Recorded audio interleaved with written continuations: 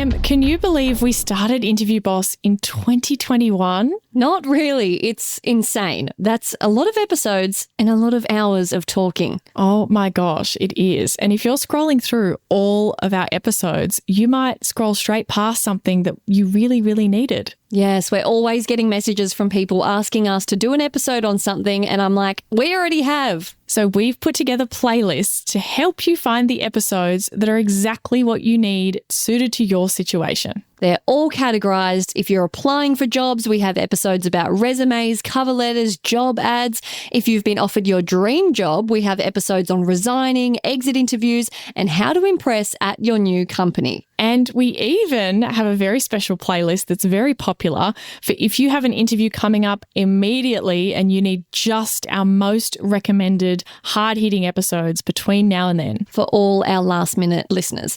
It's all there for you. You can browse by category and check out all the playlists at interviewboss.com.au/podcast.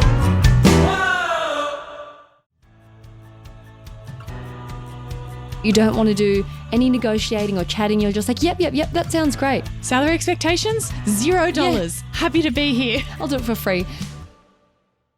Hey everyone, and welcome back to Interview Boss. My name is Emma. I'm a radio journalist who's teamed up with my sister Sarah to give you advice, inspiration and support when you're looking for a new job. Sarah is a HR and recruitment top doggy, and together we're excited to give you all the tips, tricks and behind the scenes knowledge to help you in your career. Hey, Em, and welcome back, everyone. Em, who are we giving a big fat shout out to? I feel like I might know this listener. You certainly do. It goes to our friend Kate. She said, "Hi Sarah and Emma, you guys have no idea how much you've helped me in this job search. Before listening to your podcasts, I couldn't even know how to answer, tell me about yourself. And because of that, I rarely passed the first round of interviews. I was scared to tell them where I'm from because my first language isn't English and my job is in the legal field.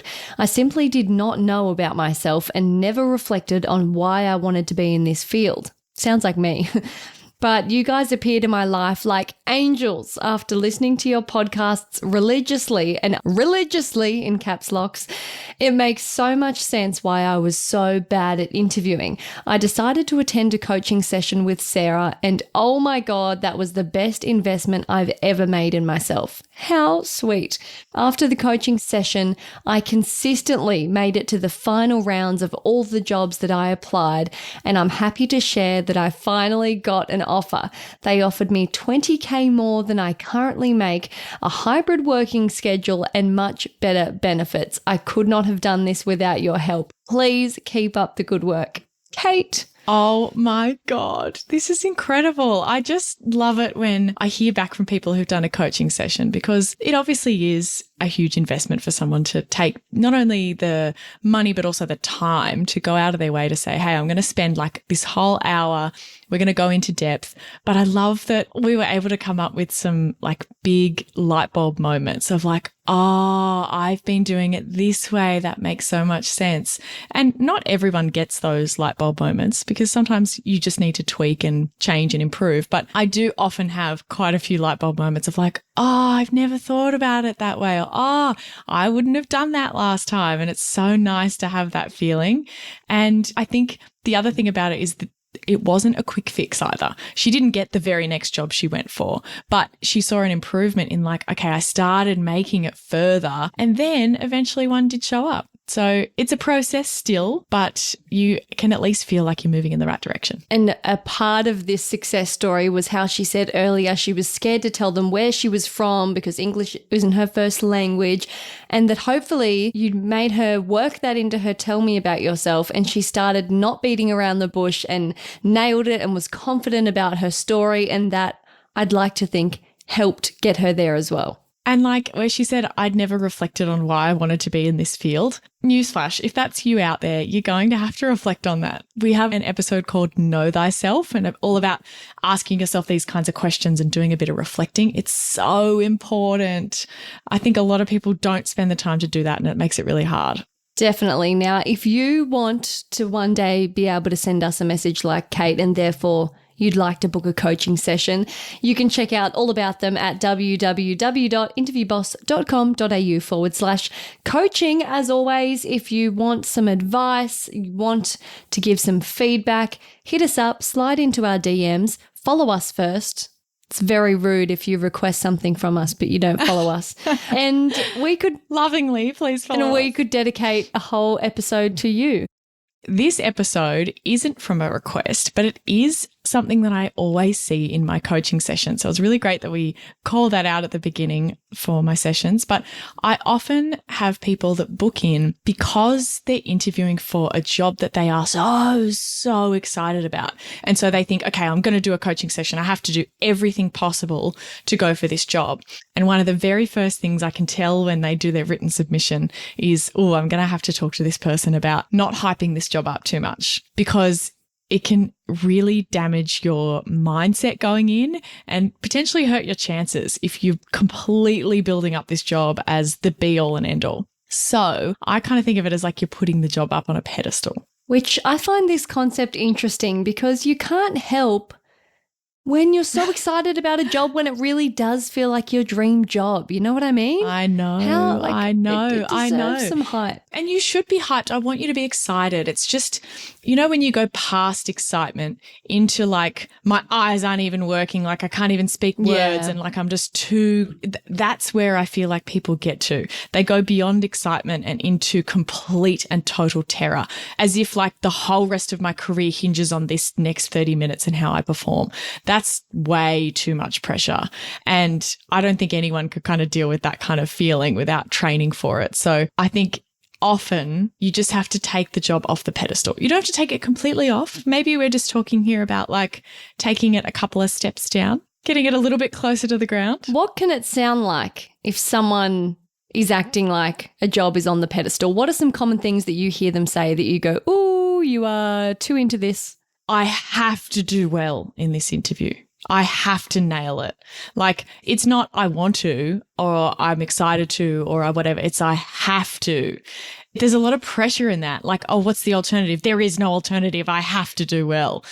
Does that make sense? Like, there's no other option. What else do you think? Like, put yourself in the mindset of you're over the moon. It's your absolute dream job. What would you be saying or thinking? It's perfect. It was made for me. Yes, this role was made for me. Or just being like, I'm so excited about this particular job. Talking about it being your dream job as well. I think that's another key tactic or key sign. You might also be telling everyone about it. I think this kind of happens when you're just so excited. And like maybe you got an interview and you've just told everyone in your life because you're so excited about this role. Again, there's nothing wrong with that. I'm just saying these are some indicators, if this is you, that you might want to keep on listening to this episode, because I want you to check if you're maybe approaching pedestal territory. Which again is so hard because like people do have dream jobs out there. They really do. I know. And all I want you to do is just to not work yourself up to the point that it impacts your performance. That's what we're trying to do here. I'm not saying you can't be excited. It's the best thing in the world to be excited. But I just don't want you to put so much pressure on yourself that you then get performance anxiety.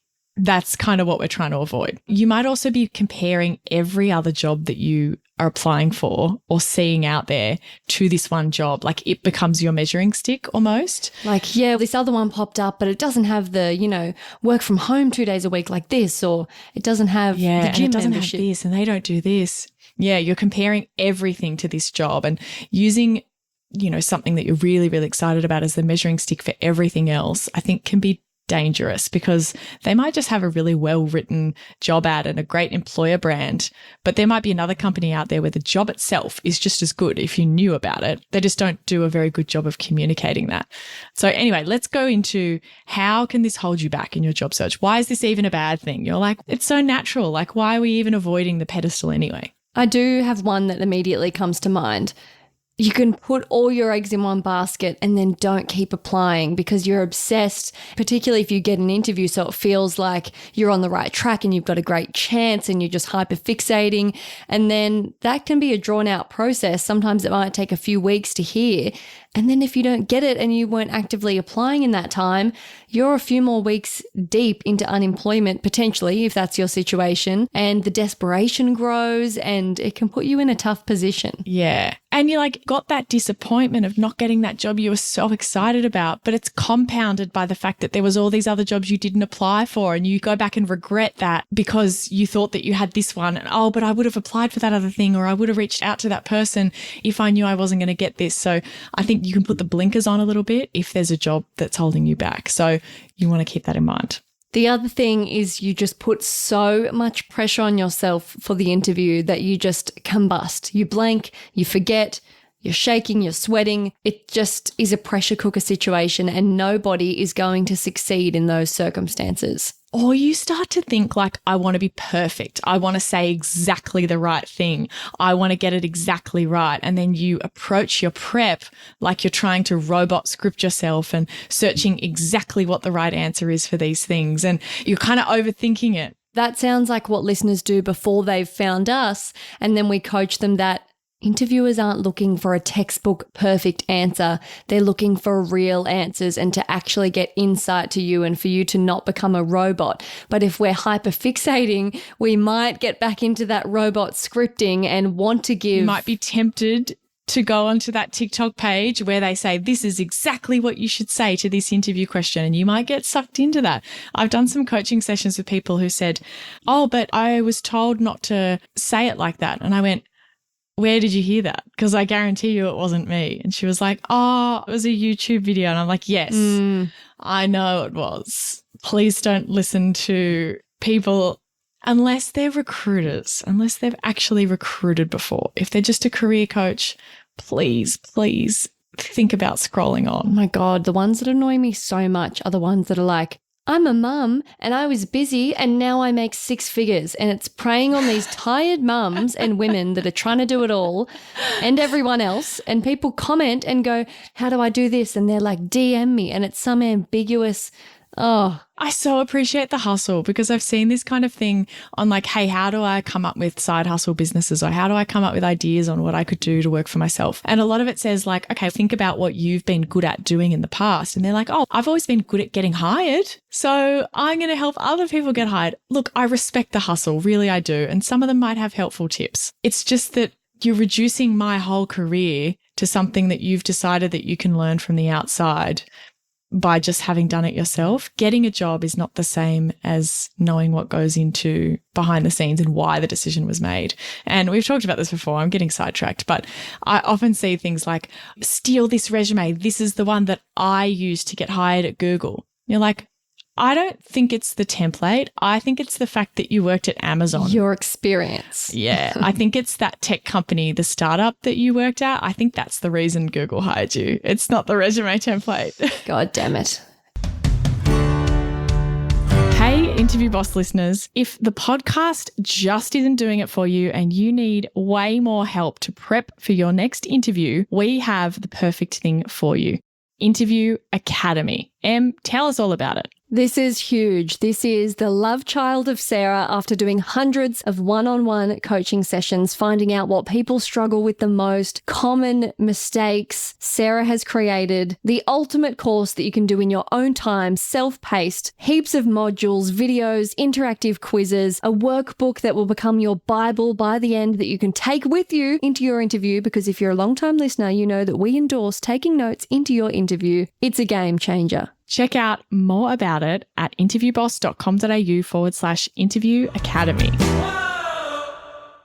But yes, getting back on track, you put so much pressure on yourself that you want to turn into a robot. That's not what we want. No, we don't.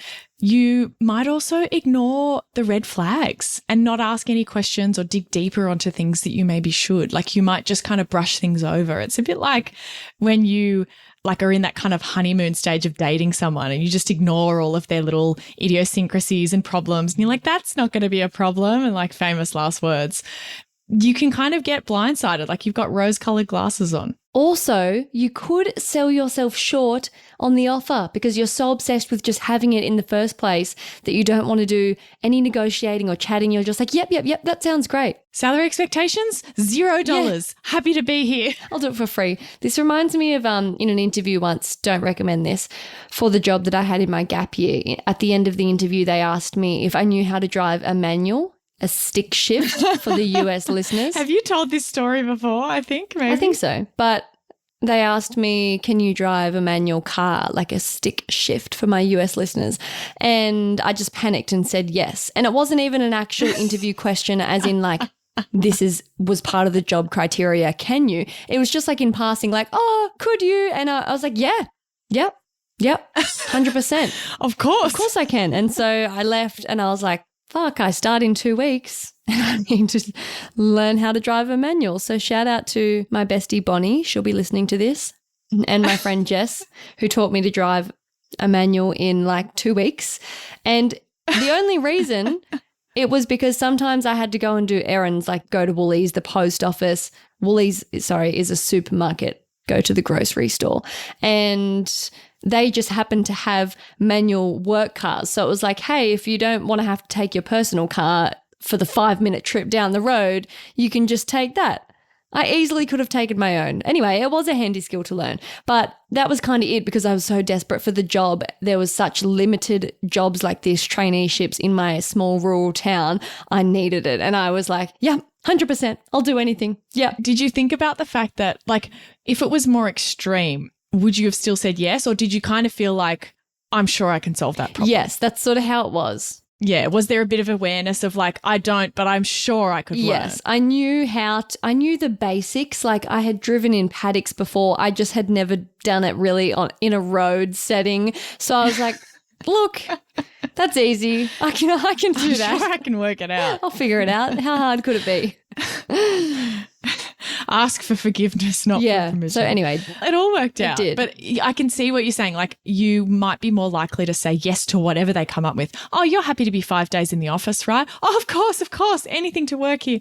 And you might have to then think about that later and be like, that doesn't work. I don't have childcare 5 days. Like you might be less likely to stick up for yourself. Totally. Here's all the ways that can hold you back. So we don't want you to be putting the job up on a pedestal. Excitement is good. Pedestal, bad.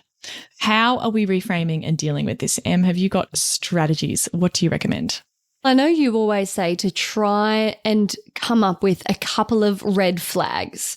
Now, I don't want people to think like you have to be, coming up with awful red flags about the company. But, we want to bring some form of criticism to light. We want to be thinking, I just want you to find stuff that you're not obsessed with. Like if the role is at 11 out of 10, I want you to find some stuff that's like an 8. You know what I mean? Like just bring it down a little bit. Just hey, there's some things about this company. Like you have to pay really expensive parking. Yep. Or maybe it's like a bit of a commute or something like that. You might want to research that. Maybe they have some bad reviews on their Indeed or their Glassdoor, or, some people are talking about the culture, or maybe the internal progression is bad. Like, again, those are not be all end all things. They're just, planting a little seed of like, this company isn't perfect, because no company is. Newsflash, this company is not perfect. I promise you, I'm willing to put my whole career on the line to promise you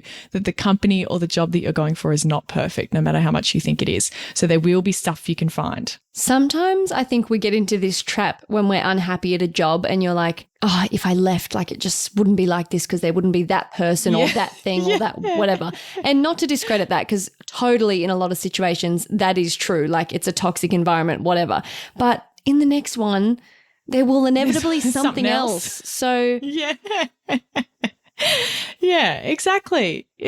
Like it's the same thing with relationships. It's like, oh, your current partner is horrible and never listens to you and doesn't help out around the house. Cool. I'm sure you actually could do better. But the next one, who is really lovely and looks after you, he clips his toenails and he leaves them everywhere. Like there's going to be something. Is that a weird example? Yes. It's not personal. It just came to mind. I promise that's never happened before. There's just going to be something small. Everyone has something. And so I want you to think about all the things about the job that you don't know yet. Maybe you can't actually find them online, or you can't find anything that you don't like. But I want you to imagine, like, we're using our imagination here.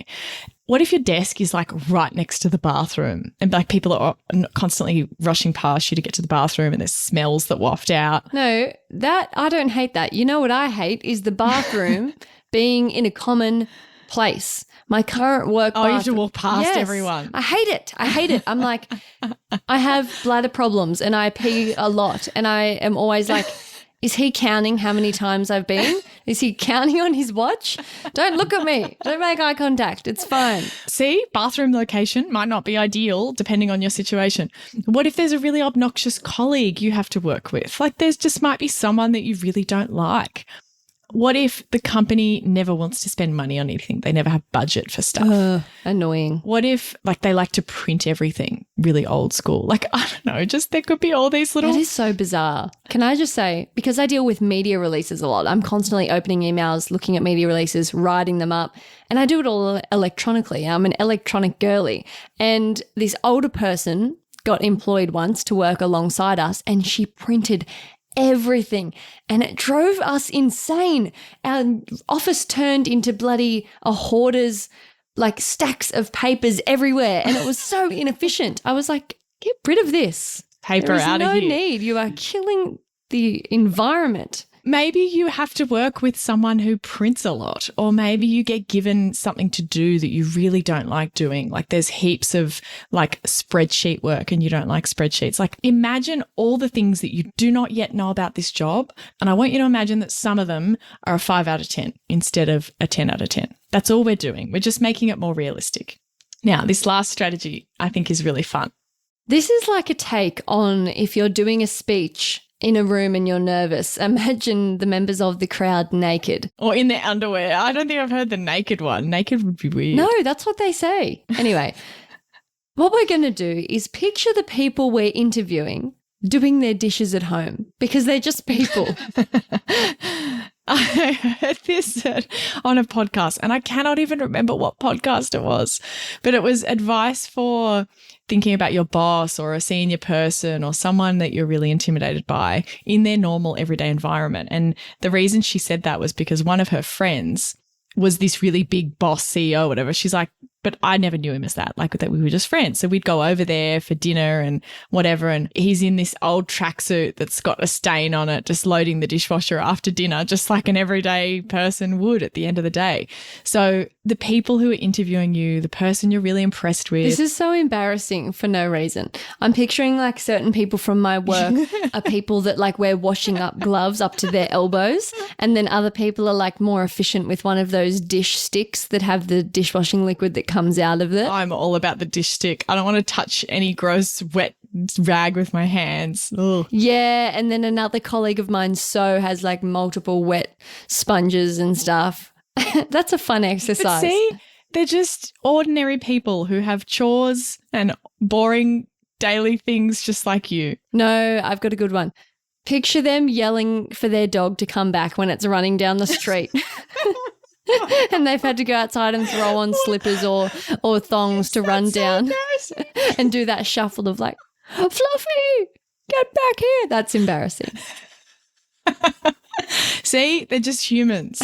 I really like the dog one because I think that it, like, maybe a really senior person could have like someone who does their dishes or something like that, but they would have to call their own dog at the dog park. They'd have to run after it. Or picking up their poop. Ew, Oh no. Look, I just want you to take these people as well off the pedestal that they sit on. They have problems. They have everyday stuff just like you. They're just people. So this episode was a bit of a mindset reframe. And if this is you and you're super, super over the moon about this interview you've got, we love it. We're here for the enthusiasm. I'm all about it. I just don't want that enthusiasm to get carried away and to hold you back. To crumble you. We want to feel empowered by our excitement, not destroyed by our excitement. Exactly. Diamonds are made under pressure, but also lots of rocks crumble as well. So we don't want you to be the crumbler. We want you to be the diamond. I just came up with that. Is that excellent? I think it's great. Good luck out there. Put that on a t-shirt. Thanks so much for listening to Interview Boss. If you like hearing the sound of our voices, hit that follow button in Apple or Spotify, or tell someone about our wonderful podcast. That's how we can hit the charts and help even more people. For some helpful tips, savable content, and a playlist of all of our helpful episodes, check us out on Instagram at Interview Boss and make sure to follow.